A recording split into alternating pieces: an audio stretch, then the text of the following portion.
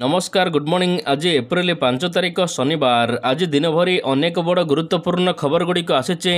प्रति गरीब लोक मानक मिलिबो आयुष्मान कार्ड। अन्यपटे राज्य सरकारंकर अनेक नुआ योजना मध्य आसीचे। यह सहित सुना एवं आरबीआई पक्षर एक बड़ घोषणा होईचे। यात्रा को नहीं बड़ गुरुत्वपूर्ण खबर आसिला। नरीपंडा एवं पीयूष मध्य यात्रा छाड़ुचंती। तेबे आसंतु आज सकाळ आसीथिबा 25 बड़ खबर उपर नजर पकाइबा। प्रथम खबर एप्रिल 11 तारिख में ओडिशा रे आयुष्मान योजना लागू करा आसुची बड़ खुशी खबर। राज्य रे एप्रिल 11 तारिख में आयुष्मान कार्डर शुभारंभ होगापाई जाउची। एथिपाई ओडिशा आसुचंती बीजेपी राष्ट्रीय अध्यक्ष जेपी नड्डा 10 तारिख राति से भुवनेश्वर रे पहुंचबे आउ 11 तारिख दिन आयुष्मान भारत योजनार शुभारंभ करिवे। एथिपाई जोरदार प्रस्तुति चलीचे। तेबे ओडिशार 3 कोटी लोक पाइबे सुविधा। प्रति परिवार को गोटे लेखा कार्ड मिलिबो। संपूर्ण कैशलेस चिकित्सा सुविधा रहिबो। कार्ड रे 5 लाख टंकार मागणा चिकित्सा मिल पारिबो। महिलांक पई अतिरिक्त 5 लाख टंकार चिकित्सा सुविधा रहिबो। तालिकाभुक्त होइथिबा समस्त हॉस्पिटल रे एणिके मागणा चिकित्सा कराजिबो। 70 वर्षर ऊर्ध्व वयस्क यह सहित बाहर राज्य रे रहुथिबा लोके भी एही सुविधा पाई परिबे। परवर्ती खबर 4टी रेल प्रकल्प को कैबिनेट मंजूरी। ओडिशा को मिला 2टी। 4टी रेल प्रकल्प को केंद्र कैबिनेट रे अनुमोदन मिली। 18,658 कोटी टंकार प्रकल्प को अनुमोदन मिली। महाराष्ट्र, छत्तीसगढ़ और ओडिशार 15 जिला को कभर करिबो एही रेल प्रकल्प। संबलपुर जरपड़ा तृतीय एवं चतुर्थ लाइन काम प्रकल्प। यह सहित झारसुगुड़ा शासन तृतीय और चतुर्थ लाइन काम प्रकल्प सामिल रही। 2030-31 मसीहा सुधा सरिबो ए सबु काम सरकार लक्ष्य रखिथिबा सूचना देइचंती केंद्रमंत्री अश्विनी वैष्णव। गारमेंट फील्ड रे बिजनेस करिया पई चाहुचंती ताहाले जोगाजोग करंतु। कोलकातार सबुठ बड़ manufacturing and wholesaling garment business सहित प्रकाश एंटरप्राइज। साड़ी मात्र मिली जाउची 115 टंका। कुर्ती मिली जाउची मात्र 53 टंका। छोट पिलांका बाबा सूट आइटम मिली जाउची मात्र 36 टंका। A to Z readymade garment item 15,000 plus product available रहुची। स्क्रीन रे नंबर चलछि, जोगाजोग करंतु। परवर्ती खबर राज्य रे पुणी 6 तारिख रु बढ़िबो ताते। राज्य रे आउ 3 दिन सामान्य वर्षा संभावना रहिছে। तबे 24 घंटा रे अधा ओडिसा रे काल बैसाखी हेबा नै चेतावनी जारी करिछि पाणीपाग विभाग। जारी होइतिबा चेतावनी अनुसार बिजुली घड़घड़ी कुआपथर यह सहित 40 रु 50 किलोमीटर पवन बहिबो। आसंता 2 दिन राज्य रे तापमात्रा परिवर्तन हेबनी। मात्र 2 दिन पर ताती पुणी थे बढ़िबो। 2 रु 5 डिग्री पर्यंत बढ़िबो पारद। राज्य रे सर्वाधिक तापमात्रा 40.3 डिग्री सेल्सियस बौद्धरे रेकर्ड करा जायछि। तबे 6 तारिख ठारू राज्य रे पुणी बढ़ुछि तापमात्रा। परवर्ती खबर यात्रा करेनि पीयूष। पुणी चर्चार यात्रा जगतर पपुलार कलाकार पीयूष त्रिपाठी।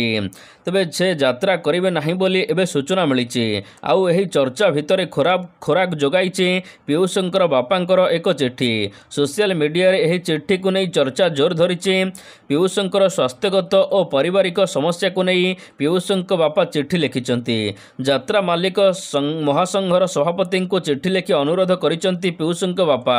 चिठी लेखा होइछि पीयूष चलित वर्ष यात्रा करने को चाहू नाहांती कारण तांकर पारिवारिक एवं स्वास्थ्यगत समस्या रहिछि। परवर्ती खबर राज्य में केते रास्ता निर्माण होइछि आसिला संपूर्ण हिसाब। प्रधानमंत्री ग्राम्य सड़क योजना रे राज्य में गत 5 वर्ष मध्य 10,753 किलोमीटर 2,810 किलोमीटर सबुदिनिया रास्ता निर्माण होइछि। एहा सहित केंद्र सरकार पक्का रास्ता नथिबा गाँ गुड़िक पई 24,845 कोटी टंका प्रदान करिसेंती। राज्य सरकार निजस्व अंशधन को मिसाई 33,311 कोटी टंका खर्च करिसेंती। राज्य में प्रधानमंत्री ग्राम्य सड़क योजना रे केंद्र सरकार ओडिशा को देथिबा आर्थिक सहायता संपर्क में बीजेडी सांसद मानस मंगराजंकर प्रश्नर उत्तर रखिसेंती ग्राम्य विकास एवं राष्ट्रमंत्री कमलेश पासवान। परवर्ती खबर एणिके आहुरी स्वच्छ हेबो रियल एस्टेट कारबार। रेरा पंजीकृत आपार्टमेंटर हेबो फोरेंसिक ऑडिट। क्रेतांक अर्थ को नहीं बिल्डर एपट सेपट कले मिलिबो आर्थिक दंड। अन्यपटे रेरा पक्षरु बाहरिला विधिवत विज्ञप्ति। अन्य राज्य भली ओडिशा रे मध्य गढ़ागला फोरेंसिक ऑडिट टीम। ग्राहक एबे अधिक सशक्त एवं साबाड़ हेबे ठक बिल्डर। कटक भुवनेश्वर समेत सारा राज्य रे यह कार्यकारी करा जिवो। ଘର କିଣିବା ପାଇଁ ଆର୍ଥିକ ଅର୍ଥ ପୈଠ କରିବା ପରେ ବି ନିର୍ଦ୍ଧାରିତ ସମୟରେ ସରୁନି ପ୍ରକଳ୍ପ। ବିଭିନ୍ନ ବାହାନା ଦେଖାଇ ବିଲ୍ଡର ଜାଣିଶୁଣି ପ୍ରକଳ୍ପ ସାରୁନାହାନ୍ତି। ଗୋଟିଏ ପ୍ରକଳ୍ପରେ କ୍ରେତାଙ୍କଠାରୁ ଅର୍ଥ ନେଲା ପରେ ଅନ୍ୟ ପ୍ରକଳ୍ପରେ ବିନିଯୋଗ କରୁଛନ୍ତି। ତେବେ ଏହା ଉପରେ ଏବେ କଡ଼ା ନଜର ରଖାଯିବ। ପରବର୍ତ୍ତୀ ଖବର, ନବୀନ ନିବାସରେ ବିଜେଡିର ଗୁରୁତ୍ୱପୂର୍ଣ୍ଣ ବୈଠକ। ଗତକାଲି ରାତିରେ ନବୀନ ନିବାସରେ ବିଜେଡିର ଗୁରୁତ୍ୱପୂର୍ଣ୍ଣ ବୈଠକ ବସିଥିଲା। ଦଳର ବରିଷ୍ଠ ନେତା ବିଜେଡି ସଭାପତି ନବୀନ ପଟ୍ଟନାୟକଙ୍କୁ ଭେଟି ଆଲୋଚନା କରିଛନ୍ତି। ପ୍ରସନ୍ନ ଆଚାର୍ଯ୍ୟ, ଶଶିଭୂଷଣ ବେହେରା, ନୃସିଂହ ସାହୁ ପ୍ରମୁଖ ବୈଠକରେ ଯୋଗ ଦେଇଥିଲେ। ତେବେ ବୈଠକରେ ମୁଖ୍ୟତଃ ସାଂଗଠନିକ ନିର୍ବାଚନ ଓ ଦଳୀୟ ବ୍ୟାପାରକୁ ନେଇ ଆଲୋଚନା ହୋଇଥିବା ଜଣାପଡ଼ିଛି। ସେହିପରି ରାଜ୍ୟସଭାରେ ୱାକଫ ବିଲ୍ ଭୋଟିଂକୁ ନେଇ ମଧ୍ୟ ଆଲୋଚନା ହୋଇଥିବା କୁହାଯାଉଛି। ୱାକଫ ବିଲ୍ ପ୍ରସଙ୍ଗରେ ବିଜେଡିର ଆଭିମୁଖ୍ୟ ଏବେ ଅନ୍ୟମାନଙ୍କୁ ୟୁଟର୍ନ ଲଗାଇପାରେ। ପରବର୍ତ୍ତୀ ଖବର, ନରୀ ପଣ୍ଡାଙ୍କୁ ଯାତ୍ରାରୁ ବୟକଟ୍। କଳାକାର ମହାସଂଘକୁ ମାଲିକ ସଂଘର ଶକ୍ତ ଚାପୁଡ଼ା। ଆଗକୁ ଯାତ୍ରା ପାର୍ଟିରେ କାମ କରିପାରିବେ ନାହିଁ ଅଭିନେତା ନରୀ ପଣ୍ଡା। ଯାତ୍ରା ତୁଳସୀ ମାଲିକ ଏବଂ ନରୀ ପଣ୍ଡାଙ୍କ ଭିତରେ ହୋଇଥିବା ବିବାଦ ଏବେ ନୂଆ ମୋଡ଼ ନେଇଛି। ହାସ୍ୟ ଅଭିନେତା ନରୀଙ୍କୁ ଯାତ୍ରା ପାର୍ଟିରୁ ବ୍ୟାନ୍ କରାଯାଇଥିବା ଜଣାପଡ଼ିଛି। ନରୀ ପଣ୍ଡାଙ୍କୁ ମାଡ଼ ଘଟଣାରେ ଏବେ ସେ ଥାନାରେ ଏତଲା ଦେଇଛନ୍ତି। ନରୀ ପଣ୍ଡାଙ୍କୁ ଏବେ ଯାତ୍ରା ପାର୍ଟି ମାଲିକମାନେ ଯାତ୍ରାରୁ ବ୍ୟାନ୍ କରିଦେବା ପରେ ଏବେ ଆଉ ସେ କୌଣସି ପାର୍ଟିରେ ଯାତ୍ରା କରିପାରିବେ ନାହିଁ ବୋଲି ସୂଚନା ମିଳିଛି। ପରବର୍ତ୍ତୀ ଖବର, ପୁରୀ ସେବାୟତମାନେ ନେଲେ ପ୍ରଶିକ୍ଷଣ। ଶ୍ରୀମନ୍ଦିର ସେବାୟତମାନେ ନେଇଛନ୍ତି ପ୍ରଶିକ୍ଷଣ। ଶ୍ରୀମନ୍ଦିରକୁ ଆସୁଥିବା ଭକ୍ତମାନଙ୍କୁ କେଉଁଭଳି ଭାବରେ ବ୍ୟବହାର କରାଯିବ, ମହାପ୍ରଭୁଙ୍କର ନୀତିକାନ୍ତି ଟେକ୍ନିକ୍ ଏଣିକି ସେବାୟତମାନେ ପ୍ରଶିକ୍ଷଣ ନେଇଛନ୍ତି। ଶୁକ୍ରବାର ଶନିବାର 2 ଦିନ ଧରି ପୁରୀ ବଡ଼ଦାଣ୍ଡସ୍ଥିତ ନୀଳାଦ୍ରି ଭକ୍ତ ନିବାସଠାରେ ଶ୍ରୀମନ୍ଦିର ସେବକମାନଙ୍କୁ ନେଇ ଏକ ପ୍ରଶିକ୍ଷଣ ଶିବିର ବା ଆଲୋଚନା ଚକ୍ର ହୋଇଥିଲା। ପରବର୍ତ୍ତୀ ଖବର, ଏଣିକି ଓଡ଼ିଆରେ ଲେଖାଯିବ ନାମ ଫଳକ। ବ୍ୟବସାୟିକ ପ୍ରତିଷ୍ଠାନଗୁଡ଼ିକରେ ନାମ ଫଳକ ଓଡ଼ିଆରେ ଲେଖିବାକୁ ନିବେଦନ କଲେ ଶ୍ରମମନ୍ତ୍ରୀ ଗଣେଶ ରାମସିଂ ଖୁଣ୍ଟିଆ।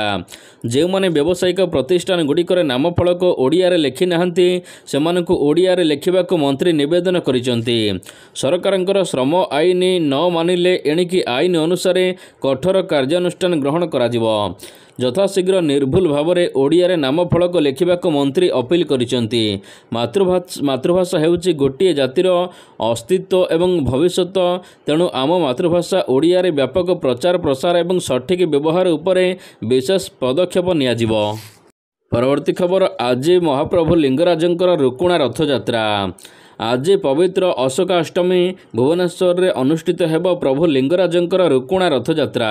ଏହାକୁ ଦୃଷ୍ଟିରେ ରଖି କମିଶନରେଟ୍ ପୋଲିସ ପକ୍ଷରୁ ସହରରେ ଟ୍ରାଫିକ୍ କଟକଣା ଜାରି କରାଯାଇଛି। ପରବର୍ତ୍ତୀ ଖବର, ନରୀ ପଣ୍ଡାଙ୍କୁ ନେଇ ଯାତ୍ରା ରାଜନନ୍ଦିନୀ ତାଙ୍କୁ ସ୍ୱାଗତ କରିବ ବୋଲି କହିଲା। ହାସ୍ୟ ଅଭିନେତା ନରୀ ପଣ୍ଡାଙ୍କୁ ଯାତ୍ରା ମାଲିକ ସଂଘ ବୈଠକରେ ବ୍ୟାନ୍ କରାଯାଇଛି। ଏହାପରେ ବିଭିନ୍ନ ଆଡ଼ୁ ତେଜୁଛି ବିବାଦ। ତେବେ ଏହାକୁ ନେଇ ସାମ୍ନାକୁ ଆସିଛନ୍ତି ପ୍ରଥମେ ଯାତ୍ରା ରାଜନନ୍ଦିନୀର ମାଲିକ ସ୍ମୃତିରଞ୍ଜନ ପଲେଇ। ଯାତ୍ରା ମାଲିକଙ୍କର ବୈଠକକୁ ଯାତ୍ରା ରାଜନନ୍ଦିନୀ ମାଲିକଙ୍କୁ ନ ଡାକିବା ଘଟଣାରେ ସେ ପ୍ରତିକ୍ରିୟା ରଖିଛନ୍ତି। ରାଜନନ୍ଦିନୀ ମାଲିକ କହିଛନ୍ତି, ନରୀ ପଣ୍ଡା ଆମ ଯାତ୍ରା ପାର୍ଟିକୁ ଆସିଲେ ଆମେ ତାଙ୍କୁ ସ୍ୱାଗତ କରିବୁ। ଭଦ୍ରକ ଜିଲ୍ଲାର ଯାତ୍ରା ଅନୁଷ୍ଠାନ ଯାତ୍ରା ସୁନ୍ଦରୀ ରାଜନନ୍ଦିନୀ ମାଲିକ ସ୍ମୃତିରଞ୍ଜନ ପଲେଇ ଏନେଇ ବଡ଼ ଘୋଷଣା କରିଛନ୍ତି। ପରବର୍ତ୍ତୀ ଖବର, ସୋମବାର ଦିନ ଛାତ୍ରଛାତ୍ରୀ ଖାଇବେ ଅଣ୍ଡା। ଭାରତୀୟ ଧର୍ମ ଏବଂ ସଂସ୍କୃତିରେ ସୋମବାରକୁ ଅଧିକ ମାନାଯାଇଥାଏ। ତେବେ ସୋମବାର ଦିନ ଅଣ୍ଡା ଖାଇବେ ଏଣିକି ଛାତ୍ରଛାତ୍ରୀ। ତେବେ ଏବେ ମାଣ୍ଡିଆ ଚୂନା, ଏହା ସହିତ ଗୁଡ଼, ଚିନାବାଦାମ, ଘିଅ, ରାଶି ଏବଂ ଗୁଜୁରାତି, ଏହା ସହିତ ଅଳେଇଚ ମିଶ୍ରିତ ପ୍ରସ୍ତୁତ କରାଯିବ ମାଣ୍ଡିଆ ଲଡ଼ୁ। ଏହାକୁ ପ୍ରତ୍ୟେକ ପିଲାମାନେ ଖାଇବେ। ମାଣ୍ଡିଆ ଲଡ଼ୁ ସହିତ ଅଣ୍ଡା ମଧ୍ୟ ଦିଆଯିବ, ଏନେଇ ଘୋଷଣା ହୋଇଛି। ପରବର୍ତ୍ତୀ ଖବର, ତାରାଙ୍କର ସଙ୍ଗୀନ ଅଭିଯୋଗ ସିବିଆଇ ତଦନ୍ତ ହେଉ। ରାଜା ଚକ୍ର ଓକିଲଙ୍କର ମନ୍ତବ୍ୟ ସାମ୍ନାକୁ ଆସିବା ପରେ ରାଜ୍ୟ ରାଜନୀତି ସରଗରମ ହୋଇ ଉଠିଛି। ଏହାରି ଭିତରେ ଦେଖିବାକୁ ମିଳିଛି ବିଜେପି ବିରୋଧରେ ତାରା ବାହିନୀପତିଙ୍କର ଅଭିଯୋଗ। ସେ କହିଛନ୍ତି ରାଜା ଚକ୍ରଙ୍କଠାରୁ 1,33,00,000 ଟଙ୍କା ନେଇଛି ବିଜେପି। ତେବେ ଏହି ଘଟଣାକୁ ନେଇ ସିବିଆଇ ତଦନ୍ତ ହେଉ ବୋଲି ତାରା କହିଛନ୍ତି। ଅନ୍ୟପଟେ ଏହା ଉପରେ ପ୍ରତିକ୍ରିୟା ରଖିଛନ୍ତି ରାଜ୍ୟ ବିଜେପି ସଭାପତି ମନମୋହନ ସାମଲ। ସେ କହିଛନ୍ତି, ଆମ ଜୀବନ ଖୋଲା ବହି। ଆମ ଦଳର ନେତାମାନଙ୍କର ଜୀବନ ବି ଖୋଲା। ଆକାଉଣ୍ଟ ନମ୍ବର ନିଅନ୍ତୁ, ଚେକ୍ ମଧ୍ୟ କରନ୍ତୁ। ପରବର୍ତ୍ତୀ ଖବର ବିଜେପି ବିଜେଡି ଡିଲ୍ ହୋଇଛି କହିଲେ ଭକ୍ତ। ଉଭୟ ଲୋକସଭା ଏବଂ ରାଜ୍ୟସଭାରେ ପାରିତ ହୋଇଛି ୱାକଫ ବିଲ୍। ତେବେ ଏହାକୁ ନେଇ ବିଜେଡିରେ ଦଳୀୟ କନ୍ଦଳ ଦେଖାଦେଇଛି। ସସ୍ମିତ ପାତ୍ର ବିଲ୍ ସପକ୍ଷରେ ଭୋଟ ଦେବା ପରେ ଜୋର ଧରିଛି ରାଜନୀତି। ବିଜେପି ବିଜେଡି ଡିଲ୍ ହୋଇଥିବା କଥା କହିଲେ ଏପଟେ ଭକ୍ତ ଦାସ। ସେ କହିଛନ୍ତି ଦିଲ୍ଲୀରେ ନବୀନଙ୍କୁ ନେଇ ଡିଲ୍ କରିଛନ୍ତି ମାନସ ପୁତ୍ର। ପରବର୍ତ୍ତୀ ଖବର ଖୁବ୍ ଶୀଘ୍ର ମିଳିବ ୟୁନେସ୍କୋ ମାନ୍ୟତା ପୁରୀ ରଥଯାତ୍ରାକୁ। ପୁରୀ ରଥଯାତ୍ରାକୁ ମିଳିବ ବିଶ୍ୱ ସାଂସ୍କୃତିକ ଐତିହ୍ୟ ମାନ୍ୟତା। ଶ୍ରଦ୍ଧାଳୁଙ୍କ ସଂଖ୍ୟା ବଢ଼ିବା ସହିତ ପର୍ଯ୍ୟଟନର ହେବ ଅଭିବୃଦ୍ଧି। ବିଶ୍ୱର ରଥଯାତ୍ରା ପାଳନ ହେଉଥିବା ଅନ୍ୟ ସବୁ ସ୍ଥାନରେ ମଧ୍ୟ ବନ୍ଦ ହେବ ରଥଯାତ୍ରା। ୟୁନେସ୍କୋ ମାନ୍ୟତା ପାଇଁ ପ୍ରଥମେ କେନ୍ଦ୍ର ସାଂସ୍କୃତିକ ମନ୍ତ୍ରାଳୟ ଅଧୀନସ୍ଥ ସଙ୍ଗୀତ ନାଟକ ଏକାଡେମୀର ଜାତୀୟ ଐତିହ୍ୟ ତାଲିକାଭୁକ୍ତ ହୋଇଛି ରଥଯାତ୍ରା। ପରବର୍ତ୍ତୀ ଖବର ଗୃହୀତ ହେଲା ୱାକଫ ସଂଶୋଧନ ବିଲ୍ 2024। ବାଦ ବିବାଦ ମଧ୍ୟରେ ଉଭୟ ଲୋକସଭା ଓ ରାଜ୍ୟସଭାରେ ଗୃହୀତ ହୋଇଛି ୱାକଫ ସଂଶୋଧନ ବିଲ୍ 2024। ଗତ ଏପ୍ରିଲ 2 ତାରିଖରେ ଲୋକସଭାରେ ଏହି ବିଲ୍ ଗୃହୀତ ହୋଇଥିବା ବେଳେ 3 ତାରିଖରେ ରାଜ୍ୟସଭାରେ ବିଲ୍କୁ ମିଳିଛି ସ୍ୱୀକୃତି। ତେବେ ବିଲ୍ ପ୍ରସଙ୍ଗରେ ଉଭୟ ଗୃହରେ ହୋଇଛି ତର୍କ ବିତର୍କ। ଲୋକସଭାରେ ବିଲ୍ ସପକ୍ଷରେ 288 ଓ ବିପକ୍ଷରେ 232 ଖଣ୍ଡ ଭୋଟ ପଡ଼ିଥିଲା। ସେହିଭଳି ରାଜ୍ୟସଭାରେ ବିଲ୍ ସପକ୍ଷରେ 128 ଏବଂ ବିପକ୍ଷରେ 95 ଭୋଟ ପଡ଼ିଥିଲା। ଉଭୟ ସଦନରେ ବିଲ୍ ଗୃହୀତ ହେବା ପରେ ଏବେ ଏହାକୁ ମଞ୍ଜୁର ଲାଗି ରାଷ୍ଟ୍ରପତିଙ୍କ ନିକଟକୁ ପଠାଯିବ।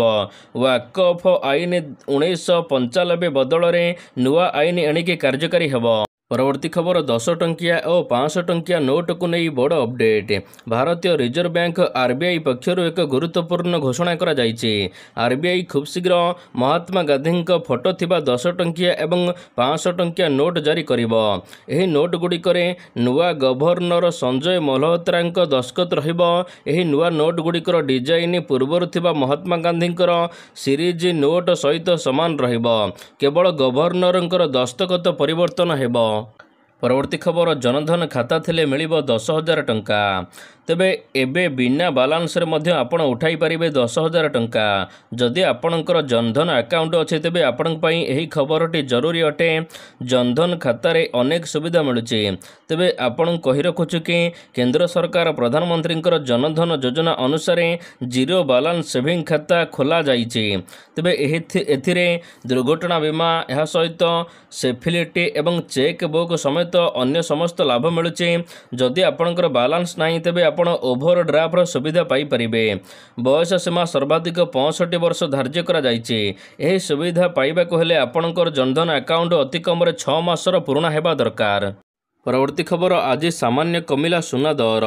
ଆପଣଙ୍କ ପାଇଁ ଏକ ଖୁସି ଖବର ଆସିଛି। ସାମାନ୍ୟ କମିଛି ଆଜି ସୁନା ଦର। ତେବେ ଜାଣନ୍ତୁ ଆଜିର ଦର କେତେ ରହିଛି।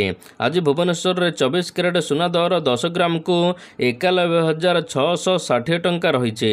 ତେବେ ଯାହାକି ଗତକାଲି ଥିଲା 43,360 ଟଙ୍କା।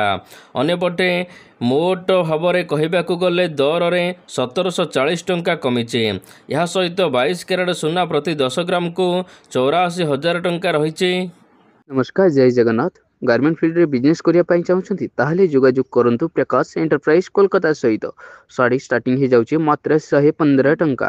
କୁର୍ତ୍ତୀ ମିଳିଯାଉଛି ମାତ୍ର 53 ଟଙ୍କା। ଛୋଟ ପିଲାଙ୍କ ଆଇଟମ୍ ମିଳିଯାଉଛି ମାତ୍ର 36 ଟଙ୍କା। A to Z readymade garment item ଆପଣ ହୋଲସେଲିଂ ପ୍ରାଇସ୍ରେ ବହୁତ କମ୍ ରେଟ୍ରେ କୋଲକାତାରେ ପାଇପାରିବେ।